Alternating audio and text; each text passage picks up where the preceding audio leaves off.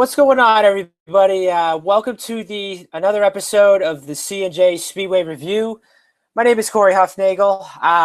As you can tell, my partner Chris, he is not with us tonight. He had a emergency to deal with right now, so we hope he's all right, and we hope everybody is doing okay. And so, all I could just say is this is the first time in the C J Speedway Review history that I'm pretty much going to be winging it tonight. So, everybody, bear with me. We're only I'd say 12 episodes in, 13 episodes in. I can't even count or so forth. But what a weekend it was. I know for me, I just had a birthday this past Tuesday. I just turned 25. And this past weekend, we had a lot of good action at Homestead Miami Speedway. And pretty much it came down to the four guys that were battling in the championship in the Camping World Truck Series, the NASCAR Xfinity Series, and the Monster Energy NASCAR Cup Series. So, without further ado, we're gonna dive right into the Camping World Truck Series race on Friday night, which was the Ford Ecoboost 200 at Homestead Miami Speedway. So two things pretty much came down to mind. We had Chase Briscoe, who ended up getting his first career win in the Camping World Truck Series at Homestead Miami Speedway. He pretty much led most of the race. And what's actually kind of odd about this was there was only two cautions in the race. And the two of those were pretty much the stages. So I was watching the race that I DVR'd this past Friday. I watched it on Saturday. And from the looks of it, the racing at Homestead, what was actually good about it, mostly the restarts was the only ones to watch. But then after that, you'd have guys that would go out to a 12-second lead, maybe a 5-second lead and so forth. But anyways, so watching the race on Friday night, it came down between Christopher Bell, Johnny Sauter, Austin Cindric, and Matt Crafton. Sure enough, Christopher Bell ended up coming home second. He ended up winning the Camping World Truck Series championship at the age of 22 years old from Norman, Oklahoma. And I got to tell you, I've been watching this kid this past season of the Truck Series, and let me just tell you this kid's got a lot of talent. I mean, the fact about it is, I'm actually looking at his results, and I'd probably say, during the whole entire regular season, considering the fact that he had two worst finishes of 25th at Dover and 26th at Canada, this kid has finished in the top five. I'd probably say within a couple of the 16 races this season. And you think about it, you had about 4 wins, which came on the mile and a half at Atlanta, Texas, Pocono, Kentucky, and then you go to the playoffs. And I got to look at his results, and it wasn't really too bad. I mean, his only worst finish in the playoffs was 8th at Martinsville, but other than that, he ended up winning at New Hampshire, and then had back-to-back runner-ups at Las Vegas and Talladega, and then 3rd at Texas, and then 8th at Phoenix, and then 2nd at Homestead. But what's interesting about this team was you look at Kyle Busch Motorsports. And, they've just been the dominant team this past season. I mean, not only with Christopher Bell, but you also have guys like William Byron and then, well, not William Byron, sorry, but Noah Gragson and pretty much the guys that have been in the 51 truck this past season, guys like Todd Gilliland, Kyle Busch, and then Myatt Snyder as well.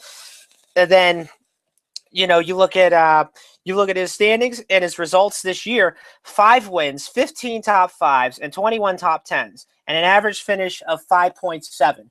So this just goes to show you that this kid, he can pretty much drive the wheels out of anything. I mean, let's face it. I mean, he won the Chili Bowl back in January at Oklahoma, and he knows what, to do, whenever he's driving a dirt car, and whenever a truck is slipping and sliding, he knows what it takes, to make that truck stick. I mean, we saw him win the truck race at Eldora back in July. And then other than that, he's just been pretty dominant in the Truck Series the last 2 seasons. And now he is going to be moving up to the Xfinity Series, driving for Joe Gibbs Racing, and which is just announced that Joe Gibbs recently announced their lineup for the 2018 Xfinity Series season. So 2 of the full-time drivers we're going to have will be Christopher Bell, that will drive the 20 car, and then most recently Brandon Jones will be driving the 19 car full-time this next season. And then as for that, the other rosters we'll have Ryan Preece run 10 races in Xfinity next season, so that's good for him. And then we'll have the guys that have been running in the Cup Series. So you will have guys like Denny Hamlin, Kyle Busch, Daniel Suarez, and pretty much Eric Jones. So I'm looking at the Camping World Truck Series season. And I would probably say that, what we saw this season, we're already seeing a new chapter of young drivers that are coming into the sport, guys that are like 24 and under. I mean, heck, we've had guys that are like 18, 19 years old, and, these guys have a lot of talent, and, they're driving for really good race teams and so forth. So my best and worst of 2017, I'd probably say my best would have to be, okay, let's see. I'm going to have to take a look at the results here. I'd probably say my best this season would have to be Talladega when Parker Kligerman ended up pulling off the upset. So if you think about the super speedways at Daytona and Talladega, you just never know like where you're going to be like until the end. And what's actually kind of odd about this is that, we sometimes see teams that are running in the top 20, that have been running in the top 15, top 25 teams, they run in the top 10, and these are guys like you never even heard of.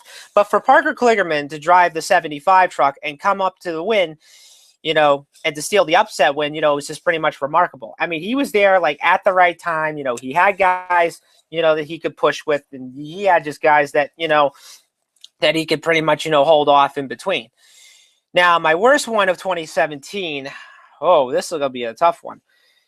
My worst one, I would have to say maybe, I'd have to say Phoenix, when, Austin Cindric kind of tapped Ben Rhodes out of the way, well, not tap him, but, he Ben pretty much came down and he tried to block, but other than that, he just couldn't really like get the deal done. And, but let's face it, even if Cindric would have just restarted on the low line, he pretty much would have just made it 3 wide going in the 1. But, looking at the Truck Series season, it's mostly been dominated by Christopher Bell this season, scoring 5 wins, 4 in the regular season, 1 in the playoffs. And then you also have guys like, John Hunter Nemechek, who won back-to-back at Gateway in Iowa. And then, of course, you have Matt Crafton, who had his only win at Eldora this season. But this is the one thing about Matt Crafton. So I'm looking at his results this season. And I got to tell you, like, this was probably not the best performance that, I really expected out of Matt. I mean, you look at his standings for 2017, only 1 win, 5 top 5, 16 top 10s, and an average finish of 9.3. But if you go to look at his results, he was pretty much in the consistency, this season. But there were some races where he finished either 19th or 14th. His only worst finish this year was pretty much 25th in the regular season. But other than that, his playoff results, I'd probably say they were good, but they just weren't really, championship-type numbers that the 88 team pretty much didn't really expect them to be this year. I mean, his only worst finish in the playoffs was 21st. And, once they got into Homestead, I said, okay, he's going to be a factor, but I just don't think he can beat the 21 and the 4 of Christopher Bell. And sure enough, Crafton ended up coming home 6th, and he ended up finishing 3rd in the points this season. But I'd probably say, that, and then another worst part of 2017 would definitely have to be Matt Crafton. And I was kind of disappointed, how his season has went this year. And I really expected him to win a championship. But then other than that, they just haven't been – I mean, they ran good, but they just didn't really, run as great this year. But then we look at Chase Briscoe. So let's see here. So he ends up getting his first ever win at Homestead. But if you look at his results this season, yes, he's a rookie driver. He ends up finishing 3rd at Daytona. Good start for him. And then, of course, they pretty much fell to 11th and then worse. His only worst finish so far in the regular season was 25th at Atlanta. But other than that, he had 3 runner-ups at Texas, Gateway, and Chicago. So I pretty much knew that this team was going to be the one to beat in the regular season. But, the problem was that they just couldn't get the deal done. So once the playoffs started, so right after, the team made it in the playoffs based on points, they finished 3rd at Las Vegas and 11th at New Hampshire. But then after they finished 22nd at Talladega because of an oil line failure, so they decided to, actually Brad Keselowski decided to switch crew chiefs. So Mike Hillman Jr. was on the pit box at the start of the season. So sure enough, he's out after Talladega, and they bring in Buddy Sisko. And if you look at his results, since Buddy Sisko was on the pit box, even though his worst finish was 19th at Martinsville, they pretty much came home with back-to-back fourths at Fort Worth and Phoenix, and then ended up coming home with the win at Homestead from the pole. So Briscoe ends up not only winning the race, but he ends up winning Rookie of the Year honors for 2017. I mean, I really thought it was going to be either Noah Gragson or anyone else that was running for Rookie of the Year, because, Gragson ended up winning the race at Martinsville this season, which we had another playoff driver. Well, a non-playoff driver ended up winning the race and so forth. But looking at Briscoe's results, ends up winning one race, 10 top fives, 14 top tens, and an average finish of 8.5, which is good for him. And also, we want to say congrats to Briscoe. And not only that, Brad Keselowski Racing is officially shutting down their doors this season. And all I could just say is, I think Briscoe and Austin Cindric, I think those guys are going to get a ride possibly next season. Maybe I would say in the Xfinity Series or in the Truck Series, depending on who picks them up. But all I know is that Briscoe is a Ford driver, and I think Cindric is possibly a Ford driver as well. So worst case scenario, they might be able to switch. They might be able to swap rides in the 22 car for the Xfinity Series for Team Penske, because let's be honest, I mean, Cindric ended up making his Xfinity debut at Road America, ended up starting on the pole, and he had a decent finish, finished outside the top 10. But other than that, Cindric's a really good road racer. And then, of course, Briscoe, ends up getting the win at Homestead, really good driver, who came up from the ARCA series and so forth. But other than that, the Truck Series, it's been a good season, dominated by KBM and mostly the drivers that are pretty much the young age so far. And honestly, all I can just say is, the Truck Series is already invaded with, young drivers. And I think it's going to be the same thing with the other two series in the Xfinity and in the Monster Energy Cup Series and so forth. So moving on, before we go to the Xfinity race, I'm going to read you the top 10 results. Chase Briscoe ends up winning the race from the pole. Christopher Bell wins the championship with a runner-up place finish. Playoffs driver Johnny Sauter ends up coming home third. And I really thought that the 21 team was going to pull it off, but they just didn't really have a good truck right near the end, and they were trying to run the top, but, the truck would just get loose every single time they would get into the corner and so forth. Ryan Truex ended up finishing fourth. Playoff driver Austin Cindric ends up coming home in the top five. Matt Crafton ends up finishing sixth. Stuart Friesen seventh.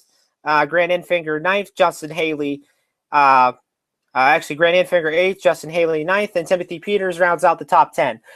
So looking at the results, I'd probably say my surprise and my disappointment would have to be Chase Briscoe. Ends up winning the race from the pole. Had to be, that truck pretty much had to be a dominating truck all night, led the most laps. I'm glad that the 29 ended up winning the race, and I'm glad Brad Keselowski ended up winning another race in the Truck Series. And not only that, to win a race before they end up closing up their doors. And my disappointment would definitely have to be Ben Rhodes. I mean, he was another driver that, had a shot to win. He ended up winning the second stage. And then, of course, he ended up running out of gas, I would say, with 4 laps to go. So definitely, I would say that, Rhodes will be a one to watch beginning next season. And I would have to say, hopefully if Timothy Peters can come up and get a full-time ride next season, I'd love to see him back in the Truck Series in 2018. And if you guys do remember or don't remember, Peter started off the 2017 season in the Truck Series for Red Horse Racing. He ran, I would say, the first 5 races. If I could pull up his results for just 1 second. So he ended up running 8 races this season. I would say 4 or 5 for Red Horse Racing, and then right after Charlotte, just when they finished in the top 5, they ended up shutting down their doors. So now Peters, without a ride, he was figuring, okay, what do I do now? So then he gets a ride in the 99 truck for MDM Motorsports. So he goes to Texas, had a good truck, could have had a top 10, top 5 finish, but then he gets caught up in a wreck, like right on the final lap, spins out, hits the infield grass, and then barrel rolls a couple times. And, glad to see he was okay and, wasn't hurt. And then he ends up running Las Vegas and Homestead for the 02 truck for Randy Young Racing. Comes home 11th at Las Vegas and 10th at Homestead. And when I look at the Truck Series, I want to go back for just 1 second. When I first started watching the Truck Series about, I would say, 11, 12 years ago, I was watching guys like Ron Hornaday. I was watching Bodine, Skinner, Sprague, Musgrave. I did say Skinner. And then mostly Johnny Benson. And, a lot of, I mean, if you think about it back then, the Truck Series was basically it was basically a series, where you had the guys that used to run in the Cup Series, like Musgrave and Bodine and Skinner.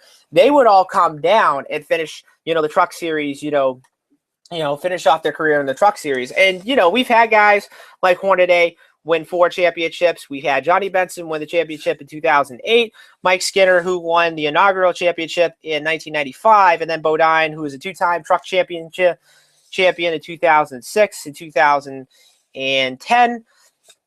And then, you had like guys that have won races and won championships. And of course, Hornaday is the all-time wins leader in the Camping World Truck Series as we speak. But I would have to say after 2011, 2012, that was when we saw, the young guys come in. We saw guys like Eric Jones. We saw guys like Noah Gregson. We saw Christopher Bell. We saw guys like Austin Dillon. We saw Ty Dillon. We saw Justin Haley. We saw guys like Chase Briscoe. We saw Austin Cindric. We saw a lot of these guys that are in the young age, and we saw Ryan Truex. I mean, the list goes on and on, with young drivers that are coming in. And I look at the Truck Series right now. It's already, invaded with a lot of young drivers, that are like the 24 and under. And I also look at the series, we only have like about maybe, I would say 3 or 4 veteran guys in the sport. I mean, let's face it, the only veteran guy right now in the Truck Series is pretty much Matt Crafton, who's already a 2-time champion in the trucks, who won this past season at Eldora. Not as really good results, but I do expect the 88 team, to be dominant, when they come out of Daytona, and hopefully they can be successful when it comes to the 1.5 miles, because that was pretty much their strong suit the last few years in between. And then also, I do expect, hopefully, I do expect the 21 of Johnny Sauter to have a really good run at Daytona, and then hopefully, we'll see, Kyle Busch Motorsports have another successful run next season. Now, we don't know who the drivers are going to be for KBM, but all we know is that Noah Gregson will be back in the 18 truck. It depends on, if he does resign, whatever. And then, of course, we don't know who's going to replace Christopher Bell next year. But then, of course, we have the 51, which that'll be shared by Todd Gilliland and Kyle Busch and Myatt Snyder. So it should be an interesting season next year. We'll have to see how it all goes in 2018, and we just can't wait till the trucks will hit Daytona in February. So now moving on, we are going to go to the 2017 Xfinity Series. So we're going to go to the Ford Ecoboost 300 at Homestead Miami Speedway. This was on Saturday. And so looking at this race, 3 cautions. But other than that, the racing I thought was exciting. It was intense at times. And so before we end up, recapping the championship, Cole Custer ended up getting his first career Xfinity Series win at Homestead Miami Speedway. It was his first ever win in the Xfinity Series, but not only that, it was Stewart-Haas Racing's first ever win in Xfinity. And I was actually glad to see this team ended up getting their first win before the season's out. And if you look at their results this season, I would say that, Custer, he was pretty consistent this season. But other than that, even though he had a couple worse finishes, in the regular season, his only worst was, I would have to say, 37th at Daytona. And then, of course, you had 35th at California, 32nd at Bristol, and 22nd at Talladega.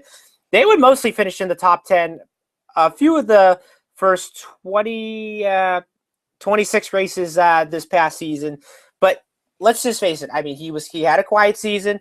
But then not only that, this team was creeping up, every race at a time, and I looked at it and I said, okay, I'm hoping that this team can win a race, before the regular season, if not maybe in the playoffs, depending on how he does. And sure enough, Custer ended up making the playoffs based on points. And one race that I kind of stand out to him the most would definitely have to be Kentucky. had a dominating car that night. He ended up winning the first 2 stages, ended up finishing the top 5. Not only that, he finished in the top 10 the first 2 races in the first round. He ended up finishing 8th at Dover and then 6th at Charlotte, which that advanced him to the second round. Disappointing finish at Kansas to start it off 19th, and then he ends up finishing in the top 10 at 5th at Texas and then 7th at Phoenix, but 7th wasn't really good enough, as he was supposed to advance to the championship 4, and he was unable to. And then, of course, goes into Homestead. And I look at the race on Saturday, and I thought it was exciting. I mean, there was a few intense moments, but other than that, the race was pretty much dominated by Tyler Reddick and Cole Custer the whole entire race. And let's be clear on this, guys. Tyler Reddick drives the 42 car for Chip Ganassi Racing for a part-time basis. Next year, he is going to be running in the Xfinity Series full-time for Junior Motorsports, which he'll be replacing William Byron and so forth. So when I was watching the race, I only saw a little bit of this, and then I went out to a comedy show out near my town whatsoever. But there was one point in the race where the championship was coming down between 2 of the teammates of Elliott Sadler and William Byron. And there were times where these guys were beating the hell out of each other. I mean, they were door to door next to each other trying to pass for position. And then at one point, I thought they were both going to spin out into the wall. In which in case, both of the guys pretty much recovered and they were able to move on and so forth. So Custer ends up winning the race. And then after that, one interesting moment that happened. So Sadler was racing the 18 of Ryan Preece. And yes, guys, Preece was in the 18 car at Homestead this past Saturday. So Preece was racing near Sadler. And what happened was, I thought that, Preece was just going to let him go, and have Elliott take over the high side. But what happened was, coming off the 2, Preece ended up moving up the high side, ended up shutting the door on Elliott Sadler, and worst case, what happened was, that gave a chance of William Byron to pass the 1 of Elliott Sadler for that championship spot. So as that all happened, Byron is out in front in the whole championship saga. Next thing you know, Elliott Sadler wasn't too happy about Preece, so he tries to spin him out, lets him know that, hey, I just saw what you did, and, I'm not really appreciated like what you did there. You just basically cost me a championship. So then after the race was over, Sadler ended up getting out of his car, walked up to Preece, and let's just say that there was basically a shouting match, between the two drivers, and then, of course, the officials had to break it up and so forth. But this is my only concern about this, and this is the only thing that I kind of don't like about it.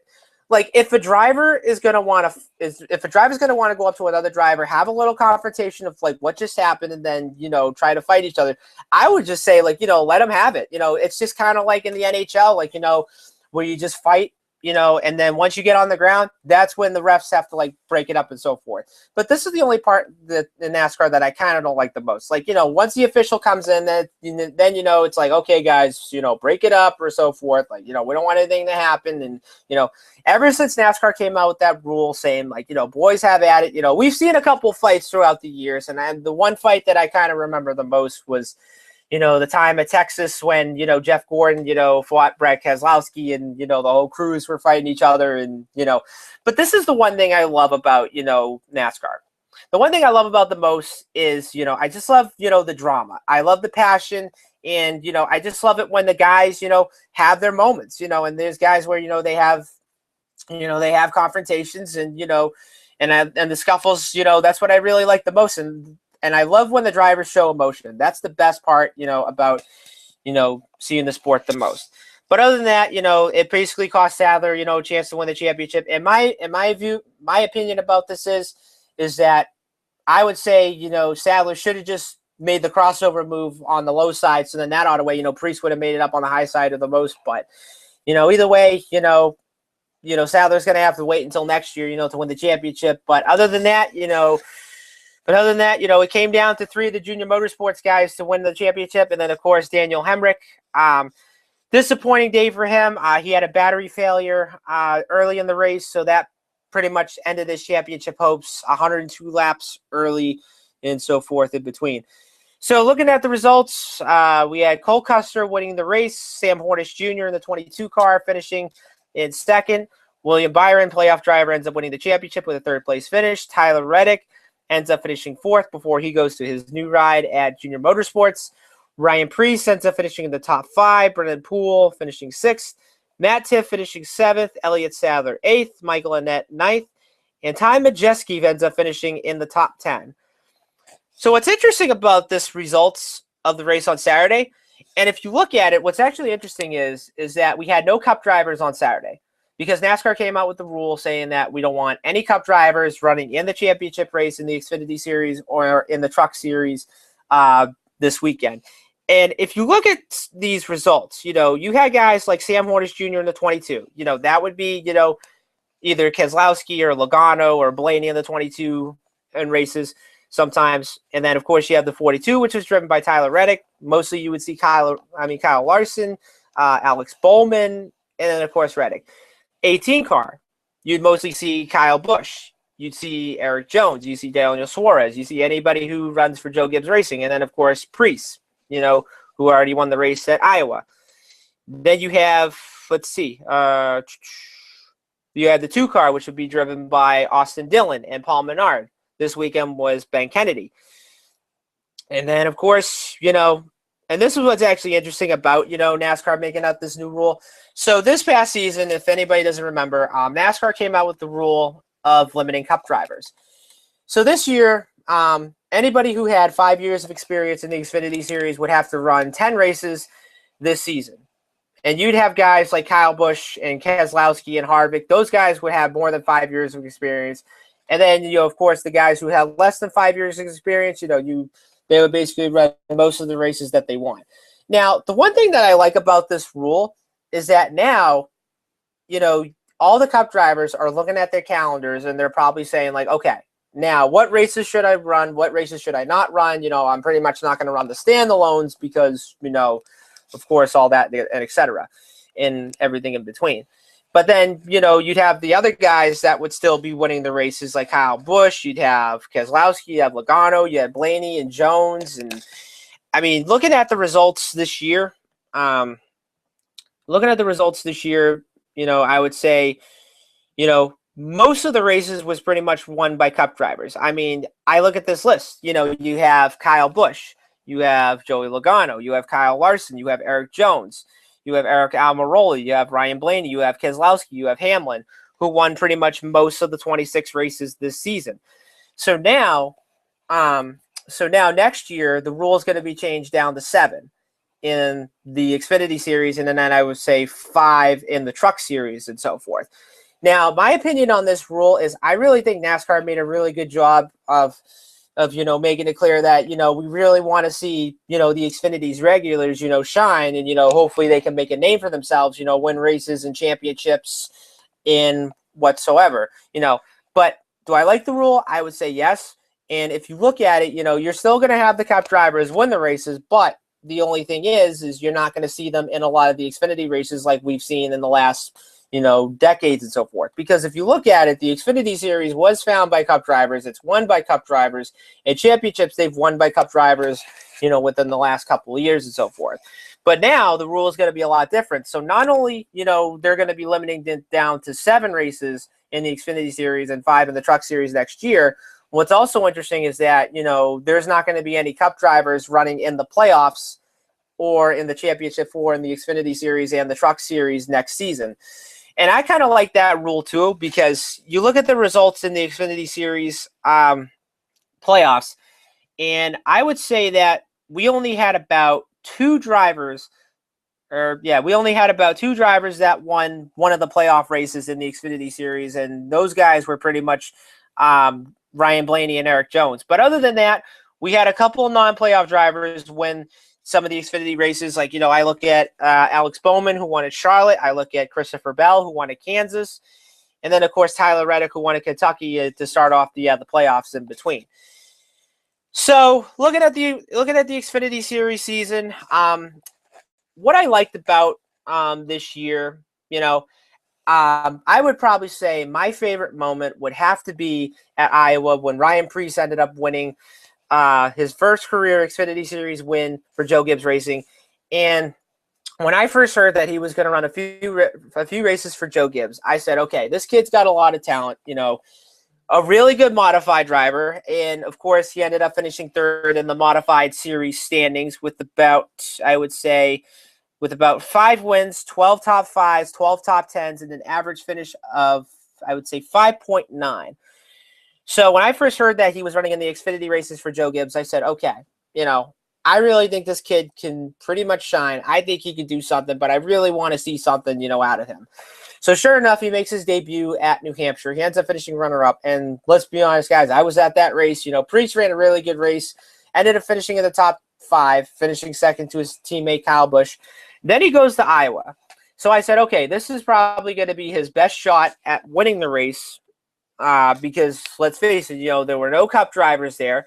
And, so basically he would only have to battle it out with the Xfinity regulars and then, of course, guys who have not run for a long time. So sure enough, he ends up winning the race, holding off his teammate Kyle Benjamin for the win. And then next race was he ended up running the race at Kentucky, and that was when he had to miss the modified race at New Hampshire. And I look at that race, and Priest ran a really good job, especially running on the mile and a half, finishing in the top 5. And I said, okay, if this kid runs pretty well on the mile and a half, I really think he can go somewhere. And then, of course, you go to Homestead, finishing in the top 5 yet again. But, of course, he had the scuffle with Elliott Sadler to costly ruin his championship. But other than that, Priest ran a really good job this season, and I really think, this kid's going to do a lot. I think this kid's going to do a lot great for the 10 races that he's going to run for Joe Gibbs Racing next year. Now, do I think he's going to win races? I think so. I mean, I'd probably say his best shot would have to be pretty much Iowa and New Hampshire, and if he can get a win on a mile and a half, I'd be pretty happy about that.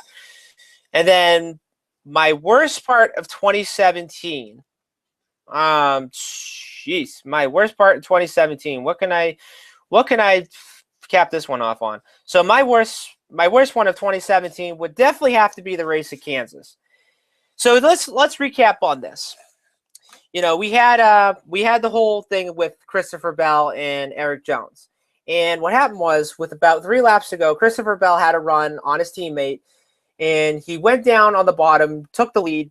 And what happened was he ended up coming right up, actually stopping like right in front of the 20 of Eric Jones. Because let's be honest, I mean, I would say that, the 20 should have made a crossover move, but it was too late because Jones was Bell was quickly on the brakes. Jones couldn't stop in time. And, of course, he ran right into the back of him and so forth. And, that pretty much cost Jones his chance to win the race. And then right after his interview, he ended up saying, it's not dirt racing and so forth. And, he shouldn't have, done that, on the high side, to do that and so forth. But I would say my opinion is that, even if you're passing a guy for the lead, I mean, you shouldn't stop going in the corner because, you have the guy right in front of you, and then the second place guy, he can't stop in time, and then of course he runs right in the back of him and all that stuff in between. So that would pretty much be my worst moment in the Xfinity Series this season. But then if you look at it yet again, we pretty much have Kyle Busch, and he's just been the dominant driver that has been. That has been clicking off wins, one by one in the Xfinity Series. I mean, what is it right now? I think it's 92. So there's one little moment that happened this year, and I think it was right after the race in New Hampshire when he won. So he ends up going on the one of the radio stations on XM NASCAR Radio. He ends up saying, okay, so if I win about 100 races, then I'm going to retire. So no, guys, he's not going to retire from NASCAR for good. It's basically, if he's going to win 100 races in the Xfinity Series, then he's going to retire pretty much for good and so forth. But looking at Kyle Busch, you just can't complain, what he's done in the Xfinity Series the last few years. I mean, look at his results. 91 career wins, 208 top 5s, 244 top 10s. Won the championship in 2009. And, of course, let's face it. The guy can drive, no matter what vehicle, he gets in. And, I look at the Xfinity Series. It's basically his own personal playground and so forth. Anytime you see him, in the 18 car in the Xfinity Series, you just say to yourself, okay, he's either just going to, flat out win the race, dominate qualifying and practice and so forth. And this is what he's done the last few years. I look at the 10 races that he did this year. you look at it, he ends up winning the race in Atlanta and then basically finished in the top 5 most of his races that he did. Then he wins back-to-back at Kentucky and New Hampshire, 12th at Indianapolis, and then wins back-to-back again at Watkins Glen and Bristol, and then his last race was second at Richmond. So what do I expect out of Kyle Busch this year? I mean, I look at it, now that he's going to be running 7 races, and, if he's going to want to get to 100, and if he wins the 7 races, then he'll probably get up to maybe 97, 96-ish or so, and then he'll have to win probably 3 more, in 2019. But I look at Kyle Busch, and there's just you just can't complain the fact that he's just been the dominator when it comes to the Xfinity Series and the Truck Series. And when he started off in Xfinity back in 2004, you look at his results. 5 wins, 16 top 5s, 22 top 10s. Should have won the championship that year, in his first full season. And then, of course, ends up winning 1 race in 2005 at 06. But then right when he got into Joe Gibbs Racing, that was when he started dominating and winning races and a championship, throughout the last few years. And, I look at his results, and it's just been phenomenal and so forth. But other than that, looking at the Xfinity Series results this year, I give credit to a lot of the junior motorsports guys. They've just been the dominant team so far this year. And, I look at William Byron, who won, I would say, 4 races in 2014. And let's look back at that William Byron for just a second. The 19-year-old from Charlotte, North Carolina. When I first saw him racing in the Camping World Truck Series last year, this is a kid that he should have won the championship in his first full season last year. You look at his results, 7 wins, 11 top 5s, 16 top 10s. And looking at his results from last season, this kid was just flat out, dominant everywhere he went. You look at the mile and a halves, won races. You look at the short tracks, he won races. You look at all the 1 miles, he won races. And then you look at the playoffs last year. Now, even though he finished 30th at Chicago last season in the trucks, won at New Hampshire, and then, of course, pretty much dominated until right at the end at Phoenix, and then, where he had the engine failure, and that cost him a chance to win the championship. But then you look at the Xfinity Series this past year. The kid pretty much got off to a really good start this season, finished 9th at Daytona, and then other than finishing 30th and 36th at Richmond and Talladega, this kid was just, he was consistent. But I would say in his first full start in Xfinity, it was basically a learning curve for him because now he was going to be racing Cup drivers and Xfinity regulars in between. So I would say, okay, he's probably going to win maybe in 5 races or so forth. He'll get it, or he'll probably get it within 10 races and whatsoever. It pretty much took him race 14 to end up winning a race, and that was when he got his first career win at Iowa. Which, of course, there were no Cup drivers in that field, and he basically had a good car that night and ended up winning the race, and then ends up winning back-to-back races. Won at Daytona the very next week, and I got to tell you, when you win at Daytona, you basically done something. You basically put that on your resume and say I want to race at Daytona or Talladega or anywhere else that's that's pretty historic and so forth. But Byron pretty much held off Sadler and a couple guys to win that race. And, avoided a couple accidents, but then yet again, the 9 team was pretty much, to win the beat. And then, of course, you got Indianapolis, which, of course, the Xfinity Series debuted their Aero package, which I had to say that, the new rules package that the Xfinity Series did at Indianapolis, I thought it was a really good job, and that really made the racing a lot better and a lot more exciting, especially at Indy, because if you look at it, the last 2 years at Indianapolis, it was decently fair. But other than that, the racing wasn't really that great. I would say on restarts, it would be, side by side for maybe 2 laps. And then after that, it was just, single file racing the whole entire time.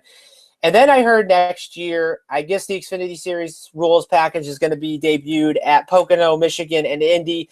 So hopefully the big tracks, all the racing will be close together, and hopefully we'll see exciting racing in 2018 and so forth. But looking at William Byron's results, of course, he ends up finishing 25th and 22nd at Bristol in Mid-Ohio. But then other than that, once the playoffs started, Byron was just pretty much right on it. even though his worst finish was 16th at Charlotte, I mean, and 18th at Kentucky, I mean, this team was basically just flat on it, like week in and week out. You know, they won the race at Phoenix, and they said to themselves, okay, now we have a really good shot at winning the championship. But it wasn't really that easy, though, because he had to beat two of the Junior Motorsports teammates of Justin Allgaier and Elliott Sadler, and then, of course, the Richard Childress driver of Daniel Hemrick. But let's face it, I mean, before the championship for last week at Homestead, I actually had a hard time of picking who I was going to pick for the Xfinity Series Championship. I mean, because I look at, Elliott Sadler. I mean, he's just been pretty consistent the last few years, but this year he didn't win a race. And then, of course, Justin Allgaier, who ended up winning 2 races this past season. And, he's basically a threat to win the title every year. And then, of course, William Byron, the 19-year-old sensation, who's been pretty much, who's just pretty much been the one to beat so far this year, and who's figured out the Xfinity Series really well, and then Byron just pretty much stayed out of trouble. Even though that Sadler had a little bit of contact with him on the racetrack to try to win the championship, this kid couldn't give up. I mean, this kid didn't give up. He stand onto the gas, and then he ended up winning his first ever championship. And the fact that next year he's going to be driving for Hendrick Motorsports in the Cup Series, I mean, I have to tell you, this kid, he's going to be fun to watch next year. I would say that, it's going to take him some time, to figure out these Cup cars and to figure out racing with the Cup drivers in between, because, the Cup Series, the cars have a lot more horsepower and a lot more aerodynamics than what the Xfinity Series has last season or this past season in between. But I would say that, I think Byron's gonna he's gonna try and figure this out, and hopefully he can win a couple races, make himself into the playoffs, and maybe win the championship maybe a few years down the road. But I'd be very interested to see how he does in his rookie season next year, driving the 24 car, which I really think, when you're driving that car, it's a very iconic number, which was, driven by Jeff Gordon and Chase Elliott. Now it's going to be William Byron. So it's going to be a very interesting season next year for Hendrick Motorsports. I mean, I know Junior's retiring, and then, of course, Chase Elliott, he's going to be driving the 9 car next year, and then Johnson's going to be the only veteran guy that's going to be at the team next year. But, I'd say with the new Camaro coming out with all the Chevrolet teams, it's going to be really fun to watch. And actually, it's kind of a crazy theory, because if you remember this year when the Toyotas debuted their new body car, they were pretty much the one to beat this year with, of course, Martin Truex and the Joe Gibbs guys, and Kyle Busch and Hamlin and so forth.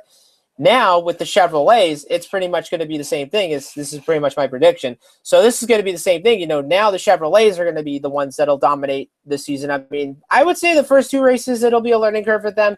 But I would say right after like 5 races, then they're going to be right on their feet, and then they're going to start winning races and finish in the top 5 and win the championship whatsoever. And then, of course, the Fords, they're going to debut their new body style in 2019, and same thing. The Fords will dominate in the next 2 years, and then the Chevrolets and the Toyotas will have to catch up and whatsoever in between. So the Xfinity Series was fun this season. So what are we going to expect in 2018? Well, hopefully we'll expect a lot of young drivers that are going to come in. I look at guys like Christopher Bell that, it's going to be a one to watch. And then, of course, just recently, Kaz Gralla is going to be driving the 24 car for JGL Racing. And I actually heard that the team is going to be switching manufacturers next year to Chevrolet, or this year, or actually Ford. I don't even remember. But, so Kaz Gralla, coming up from the Truck Series from GMS Racing, I think he's going to be another one to watch. And actually, it's funny because he's from my home state of Massachusetts, and from a little town of Westboro that's like a little couple of hours down the road. And, and I do expect Kaz to run pretty well, next season. And then, of course, I do expect Cole Custer to run pretty well next year too. I mean, even though he got a win at Homestead to finish out the season, I really think this team is going to be a one to watch. Second year for Stewart-Haas Racing. It's going to be a lot of big things. Of course, the 98 team for Ben Bianchi DeBensi Racing. They're going to be they're going to be partnering with Stewart-Haas Racing next year. So the 98 will probably be shared by either Eric Almirola, who's going to be the new Stewart-Haas driver, and then pretty much Kevin Harvick in between. But other than that, I do expect Cole Custer to run pretty well. I do expect Christopher Bell to run pretty well. And then, of course, I do expect the Junior Motorsports guys of Elliott Sadler and Justin Allgaier to run pretty well, too. And then, of course, Ryan Reed, hopefully he can get his third straight win at Daytona. But, we'll just have to see what happens in 2018. So now moving on, now we're going to dive into the Cup Series. We're going to go to the Ford Ecoboost 400, which just took place about a couple hours ago at Homestead Miami Speedway. And I got to tell you this. This was probably one of the best championship 4 I have ever seen. You had guys like Martin Truex Jr., you had Kyle Busch, you had Kevin Harvick, and you had Brad Keselowski. 3 guys who have won the championship.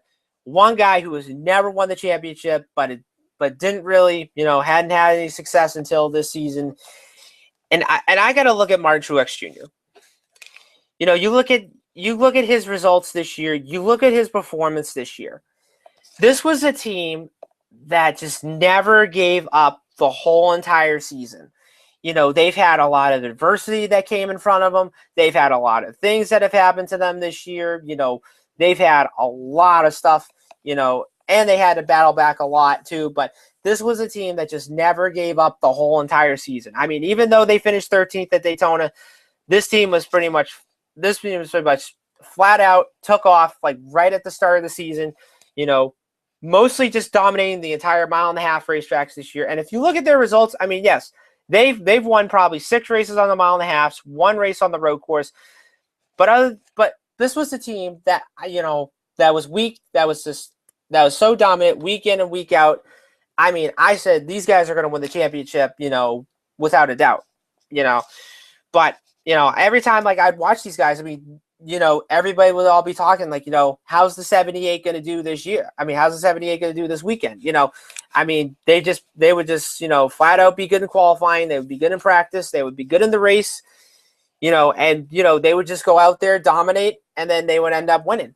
But what's actually kind of interesting about Martin Truex this year, and I have to say this for a fact too, because ever since, NASCAR introduced the whole stage race in all 3 series, Martin Truex Jr., I would have to say that is the first driver, and Furniture Row would be the first ever team, to figure out this whole stage racing this season. Because if you think about it, throughout the whole entire season, once they were starting to rack up the entire playoff points and stage points and the race wins, whatever, that was the only team that figured out how to get stage points, how to get the playoff points, and how to position themselves to be in that top spot, when it comes to the playoffs. Because everybody else, they were still trying to figure this whole thing out. I mean, you still had Kyle Busch who won a couple stages. You had Kyle Larson who had a few stages, and you had Kevin Harvick who won a few stages in between. But no, this was Martin Truex Jr. that figured out how to win these stages, how to collect playoff points, and how to position themselves to be in that top spot, when it comes to the playoffs. Because let's face it, because once the stage racing came out, it pretty much changed a lot out of everybody. Because now, it's not only, the win and you're in type of deal. Now it's pretty much, okay, how much playoff points do I have, and how can I position myself, to have a good spot, when it comes to the playoffs. Because if you think about it, let's say you win a race at, I would say, Talladega in the regular season. And let's say you win a race in the regular season and you get to the playoffs, but then yet again, you're pretty much down on the bottom. And, you're looking around saying, like, where did everybody else go? That's the example of you need to have playoff points, to position yourself, to position yourself to get to that top spot. Other than that, you're going to be in the bottom of the total poll, and you're going to have to find yourself to climb back up in between. So moving on, Truex just had a dominant playoffs this year. Won 3 races in the playoffs, all on mile-and-a-halves. Even though his worst finish was 23rd at Talladega, this was just a team that just never gave up the whole entire season. I mean, it's just been phenomenal, And then you look at his results, 8 wins, 19 top 5s, 26 top 10s with an average finish of 9.4. It's amazing.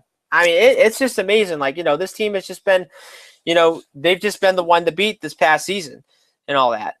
So moving on to the race, I didn't get to see like the first part of the race. I only saw like maybe like the third stage whatsoever. But So we had a lot of things that went on today. So not only we had the championship, four guys battle it out for the championship, but we had the final race for Dale Earnhardt Jr., who is going to be retiring at the end of this season. And not only that, in case you guys heard on Friday, it was also announced that Danica Patrick will be retiring from full-time Cup Series racing next season. And she will be ending off her career racing in the Daytona 500 and in the Indianapolis 500 in May. So other than that, looking at the race, basically it was dominated by Martin Truex Jr. Probably the first 12 laps. And then, of course, the whole entire race was pretty much between Kyle Larson and Kyle Busch. I'd probably say throughout the first two stages, Larson, had a really good run, finishing in the top five, which was good for him. But then, of course, once the last couple laps came down, then it was pretty much, okay, now we really need to show these. We really need to go out and try and win this championship. So the 78 team, they were just digging and digging the whole entire time. And, they just never gave up. And they ended up winning the race and ended up winning the championship. And right after they won, it was just a huge celebration, not only with the pit crew guys, but also with, his longtime girlfriend, Sherry Pollux, who actually has ovarian cancer. And we also want to wish Sherry the best. And, hopefully she beats cancer and hopefully, she's doing good. But other than that, the crew guys were down there celebrating. Everybody was just down there celebrating. I mean, it was just phenomenal how, that team just pulled it off this year. And, like I said, Martin Truex Jr., I mean, you just can't doubt, you just can't complain, how he's done this past season. I mean, winning 6 races on the mile and a half, it's phenomenal. And 7 races on the mile and a half is phenomenal. But, but this was just a team that has been dominant week in and week out. And, they were just there the whole entire time. I mean, even though they had something, go on, they would just bounce back and they would just recover. I mean, you look at all the other stuff that happened. I mean, you had one of the crew guys suffer a heart attack the day before the race. They came back and won the race to Kansas. And then you had Barney Visser, who had a heart attack this past couple weeks ago, and he's recovering good, and we just want to wish him the best as well. And Barney, if you're watching this, get well soon, and we hope to see you on the track pretty soon as well. But this was just a team that that pretty much dominated this year. And what do I expect out of him in 2018? I really think you're probably going to see the same thing. Maybe depending on how they start off at Daytona, but now that he's 2017 champion in the Cup Series, my hat's off to him. I mean, he's just been that guy that has been the one to watch all season, and I really expect a lot of good things out of him in 2018. So looking on the results, we got Martin Truex Jr. ended up winning the race. We have Kyle Busch finishing second, Kyle Larson finishing third, Kevin Harvick fourth, Chase Elliott rounding out the top 5. And then Joey Logano ends up rounding out 6th, Brad Keselowski 7th, Matt Kenseth 8th, who actually ran his final race, by the way. And then Denny Hamlin 9th, and Ryan Newman in the top 10. So looking on to the results in the Cup Series this year. So real quick, my best and worst of 2017 in the Cup Series. So my best this year, and there's a lot I can pretty much choose from out of this, but my best this year definitely has to be Martin Truex Jr. I mean, like I said, the best moment, that would be the 78, Let's face it. I mean, he was just a guy that's been so dominant on the mile and a half this year. But not only that, he's been dominant not only in the regular season, but mostly in the playoffs. And every time they would have an adversity, they always come back, try to win the race, finish in the top 5. But this team would never quit. And, this was just a team that, they've just been so dominant. They've just won a lot of stage races. They won a lot of playoffs. Races. They collected a lot of playoff points throughout the whole entire regular season, but that would be my best moment in 2017. My worst moment in 2017 would definitely have to be the race at Martinsville. Still, I'd have to say that, Chase Elliott should have won. but, got taken out by Denny Hamlin with about 5 laps to go. And I still say this. I mean, even if Chase Elliott would have won at Martinsville, I mean, he could have been battling it out for the championship as well.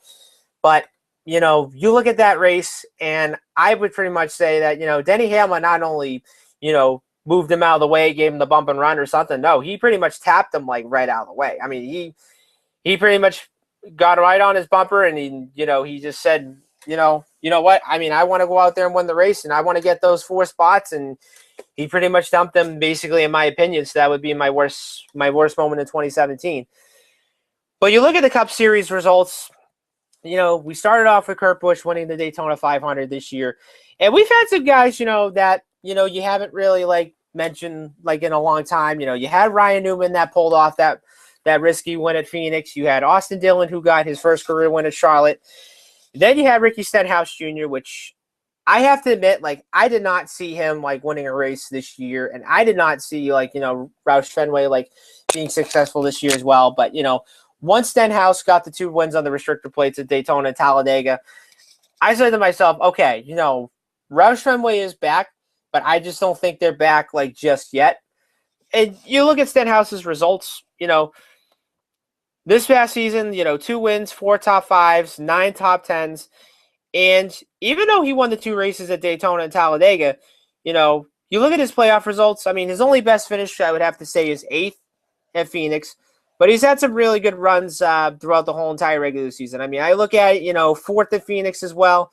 And then, of course, 8th at Michigan. So yeah, I mean, Roush Fenway, they're still in a recovery mode. But other than that, they still have a lot of work to do, next season. And then, of course, looking at the results, I look at Stuart Haas switching over manufacturers this year. And that was one thing I kind of questioned, okay, how are they going to do with Ford now that they're not going to be with Chevrolet?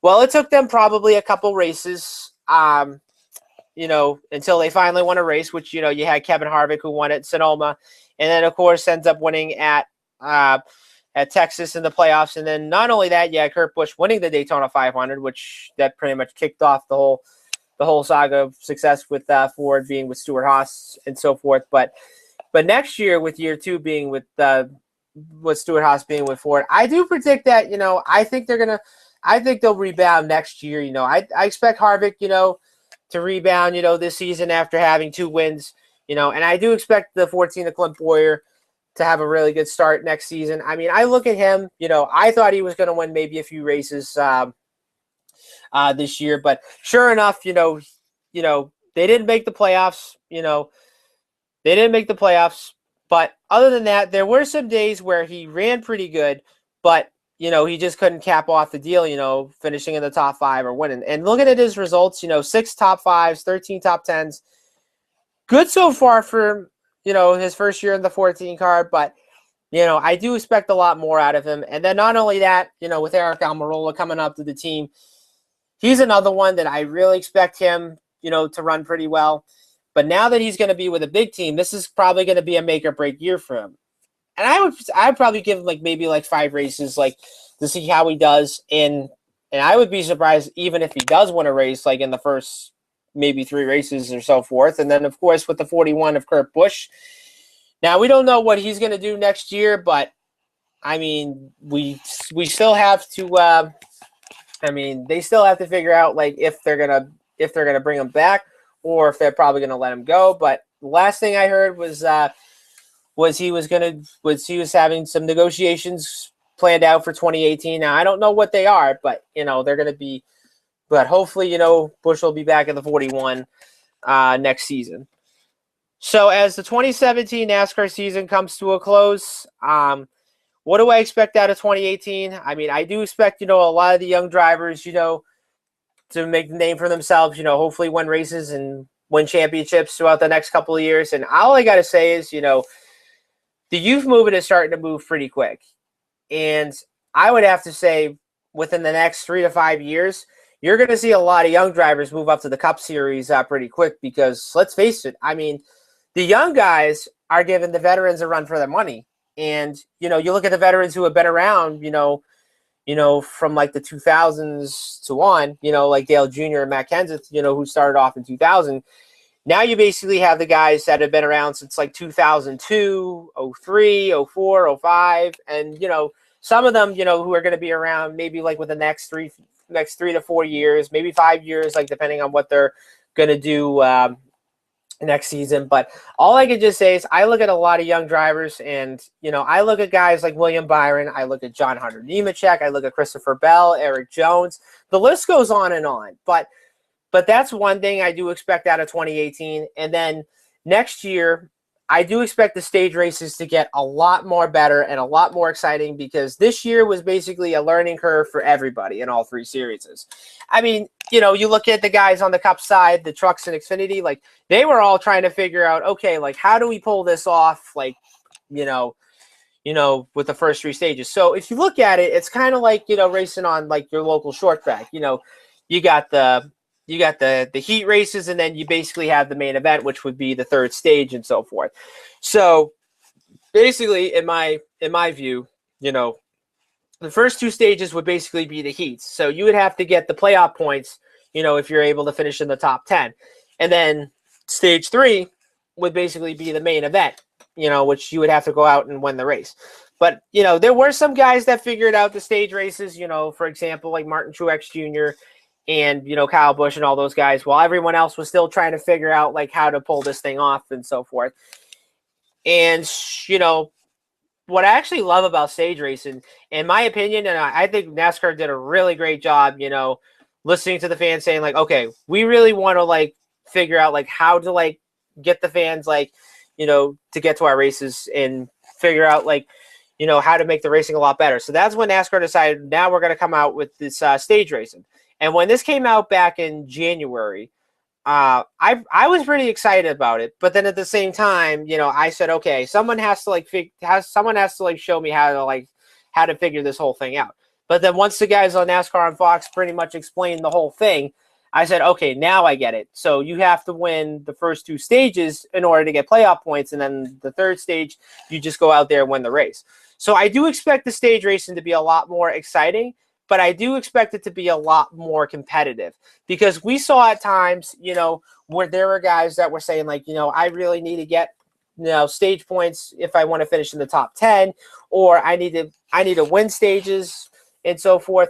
But, we actually saw some guys like, boot each other right out of the way just to get a stage win. And I look at Martinsville, and, there was one point where Ricky Stenhouse Jr., was a lap down and he wanted to get his lap back. So he taps Kyle Busch right out of the way, and then that pretty much opens up the door for Chase Elliott to win a stage race. And, and that just pretty much goes to show you how competitive right now NASCAR is with, now that the stage racing is out. And I do expect it to be a lot more. I do expect it to be a lot more bigger and better. And another one I do expect is I do expect the new rule change that NASCAR is going to come out for limiting Cup drivers in the Xfinity and the Truck Series, to be a lot more successful. But other than that, you're still going to have Cup drivers win races, but you're not going to see a lot of them in like a lot of races this year, like we've seen like in the past couple of years and so forth. So wrapping up, I just want to close this out with, follow me on Twitter. I am at NASCAR Indy. Go to Instagram. I am at NASCAR IndyCar. Facebook, NASCAR IndyCar Central. And then, of course, go to my website, NASCARindy.org. I post up blogs, results, news, standings, playoff standings, a lot more things that I post up on there. So definitely, guys, should check it out.